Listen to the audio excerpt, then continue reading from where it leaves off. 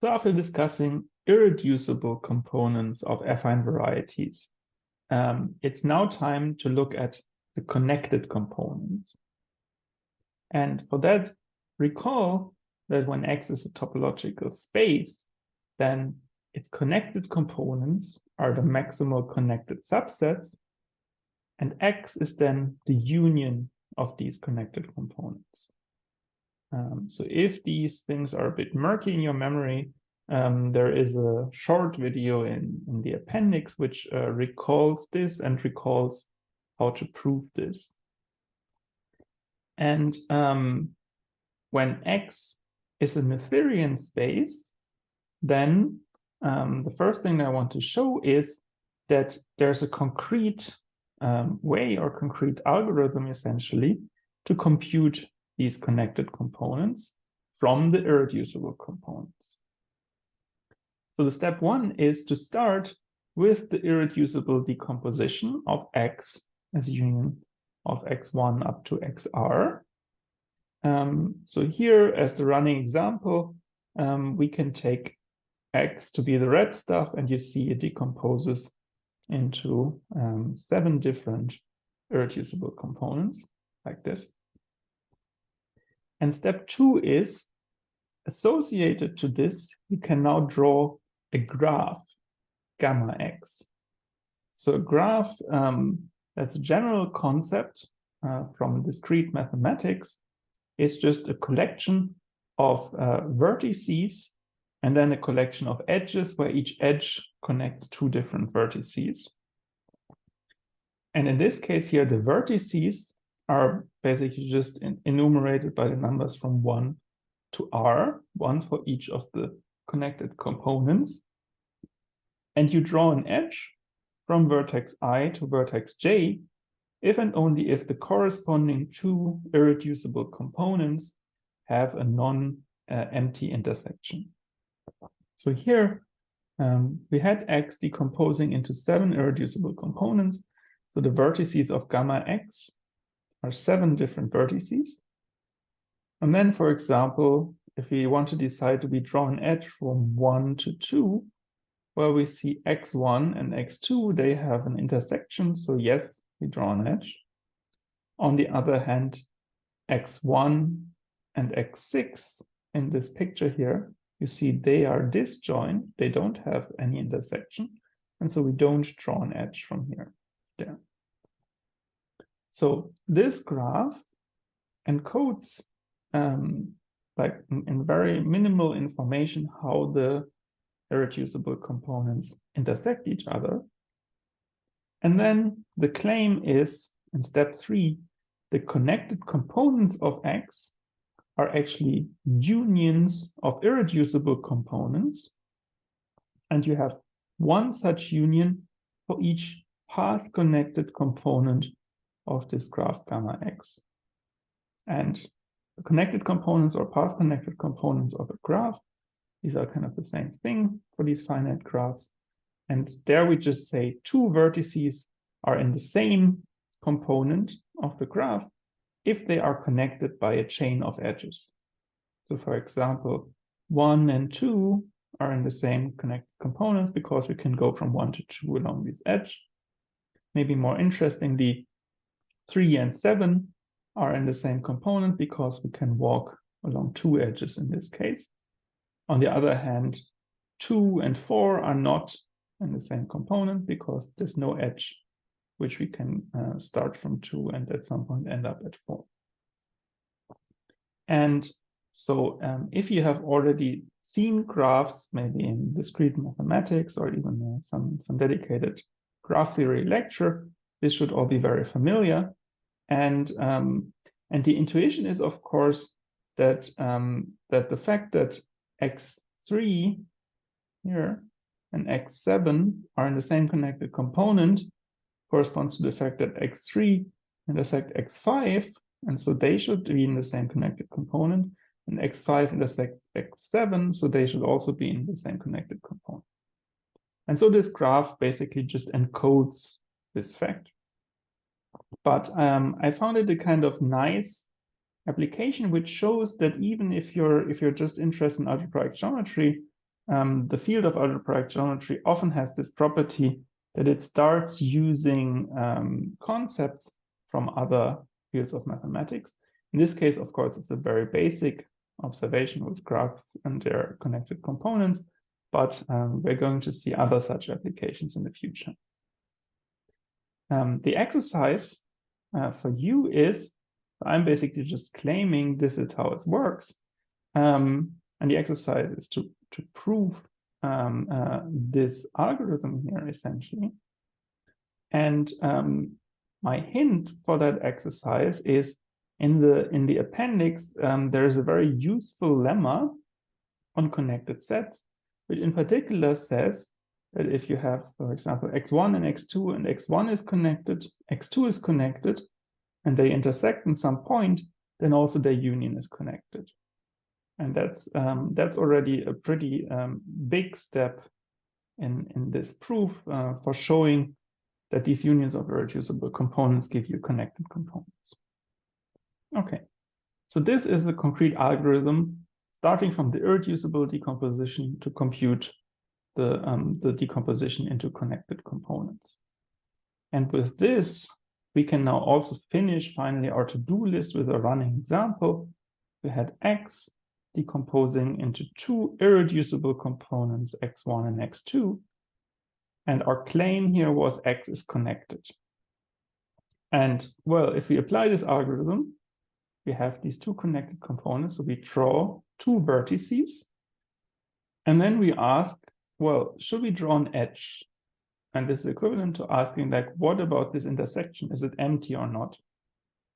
And here we can actually do the computation on the commutative algebra side, because the intersection of these vanishing loci is just the vanishing locus of the ideal, which is the sum of the ideals here. So the ideals were generated by these two polynomials. So the sum is just the ideal generated by both of them. And then we're allowed to start manipulating this ideal. In particular, since x is in there, we can kind of get rid of this term minus x squared by adding a multiple of x without changing the ideal. And so, in fact, this simplifies to the ideal generated by y and x. And we saw that these are exactly these maximal ideals in the polynomial ring in two variables. And it's the maximal ideal corresponding to the point 0, 0. And so we have kind of checked by hand the thing that we could also have seen from the picture, that 0, 0 is in the intersection of these two things. In particular, its intersection is non-empty. So we draw an edge here. And then step 3 tells us, well, the connected components of this graph now is, well, this is a connected graph because two vertices are connected by an edge. And so the connected components on this side is just, there's a single one, it's the union of x1 and x2. In particular, that union is connected. So x is connected. So I admit we could have gotten this a bit easier, basically from this lemma here, but I think this is now the fully general recipe and it's good to have. So this description of the connected components is very much on the geometric side, but I also wanted to show a way where you can connect, where you can detect being connected or not from the ring of polynomials, functions on x. And this is the following proposition. So if x is a disconnected space, disconnected affine variety, which is the union of x1 and x2, which are themselves affine varieties, and both of them, let's say, are contained in there and are not everything, then, I mean, assuming that these are indeed also disjoint, showing that this is disconnected, then you can write down a map from the space of functions on x to the product of space of functions on x1, space of functions on x2, which sends a function on the big space to its restriction once on this subset and once on the other subset. The claim is this here is an isomorphism. Okay. And first of all, one thing I should say is that this restriction map here is well defined. So if you have a function on X and you have a closed subvariety, then you can always restrict and you always get a function like this. It's not so hard to see. So it's a well-defined map. And then the fact that it's an isomorphism, the idea behind that is, it's just saying, if you want a function on this disjoint union of two things, then you can obtain it by just specifying a function on x1 and a function on x2 independently. And so, for example, in this case, where x was just a finite union of points, we saw kind of by hand that, well, if you specify a value that a function should have on each of the points, then you find a common polynomial interpolating them.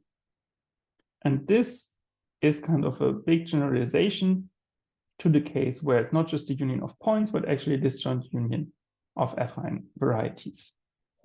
And so for the points, we use this Lagrange interpolation. So we maybe have the idea that we will need some gadget again from the commutative algebra lecture.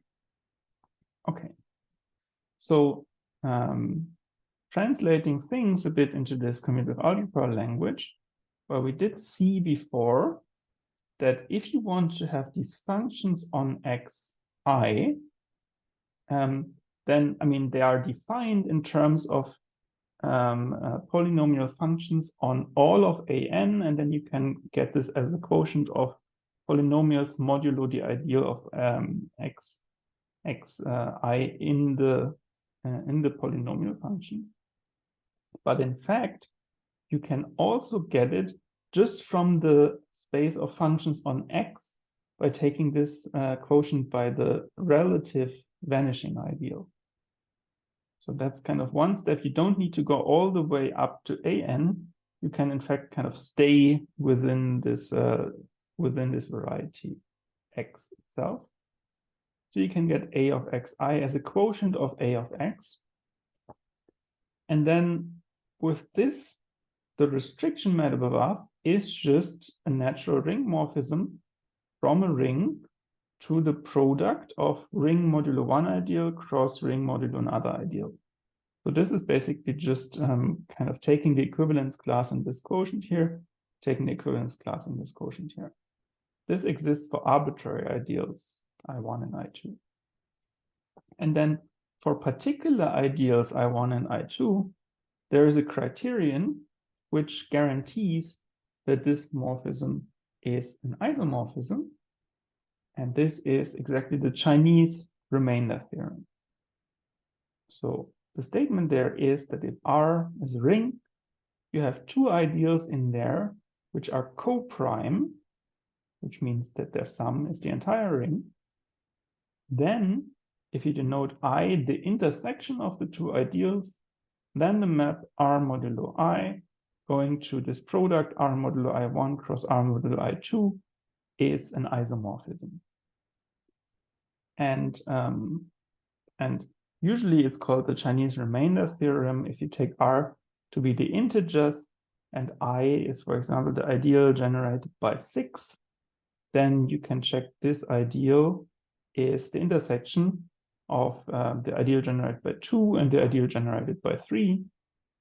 And then this would say here integers modulo 6 are uniquely described by what the remainder modulo 2 and what the remainder modulo 3 is. And this is kind of the one of the most general generalizations of this classical result. In any case, we see that this is already very much in the shape that we want. So we want to apply this Chinese remainder theorem to the ring R, which is A of x, to the ideals ij, which are these relative vanishing ideals of the xj. And then it suffices to show, on the one hand, this condition of being co-primes, the sum of these two ideals should be everything. And on the other hand, you see here in the Chinese remainder theorem, the domain is R modulo the intersection of the ideals. Here we want this to be just A of x. So we want the intersection of the ideals to be the zero ideal, so that R modulo 0 is just isomorphic to R. And then indeed the domain of this restriction map can be taken to be AX. So we can, we are reduced to showing these properties here of the vanishing ideals, I1 and I2. And they're not so terrible to show. So on the one hand, we do have that X is the union of X1 and X2. And then, well, the intersection of these two ideals is these, we are now basically using the properties of these of this Ix function. The intersection of these two ideals is the ideal of the union, but X1 and X2 have union X. And so you take the ideal of all functions on X, which vanish on all of X. Well, the only function which vanishes on all of X is the zero function. And so this gives the zero ideal. That wasn't so hard. For the other direction, unfortunately, there's not a super nice formula for what is I of X1 plus I of X2. The formula that does exist tells you what is the radical ideal of this sum.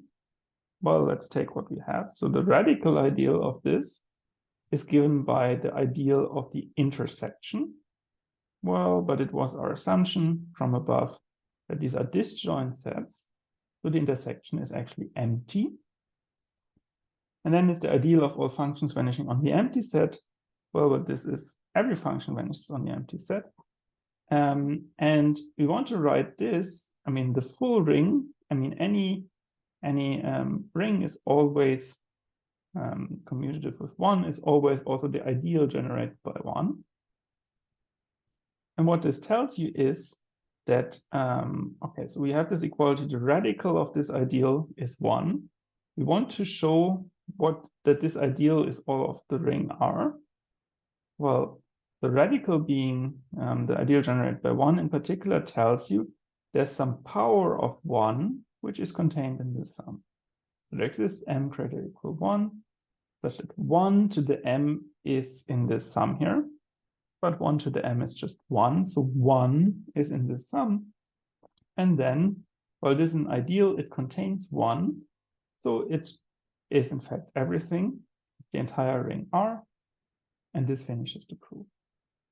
Okay, and here, this proposition tells you if you have X, which is a union of two disjoint closed subsets, and then if you apply this several times as a corollary, what you can get, X is of course always the union of its connected components, and then A of X is isomorphic to the product over the connected components of the functions on that component.